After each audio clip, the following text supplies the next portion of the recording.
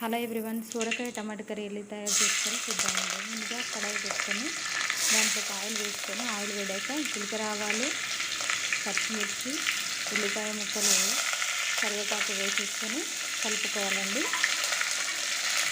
ఇవి కలిసాక ఒక స్పూన్ పసుపు, ఒక స్పూన్ అల్లం వెల్లుల్లి పేస్ట్ వేసి మంచిగా మిక్స్ చేసుకోవాలండి.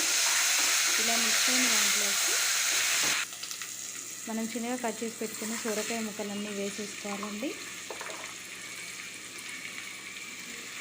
ఇప్పుడు మంచిగా మిక్స్ చేసుకోవాలండి. సోరకాయ ముక్కలు నూనెలో డీప్ ఫ్రై అయ్యాక రుచికి సరిపడా సాల్ట్ వేసేసుకొని కలిపేసుకొని ఒక 5 నిమిషాలు మూత పెట్టేసుకోవాలండి.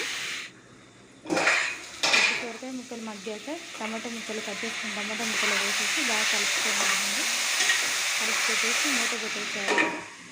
ఇప్పుడు టమాటా ముక్కలు కూడా బాగా మిక్స్ అయ్యాయండి. మగ్గిన తర్వాత 2 టీ స్పూన్ల కారం వేసిస్తున్నానండి.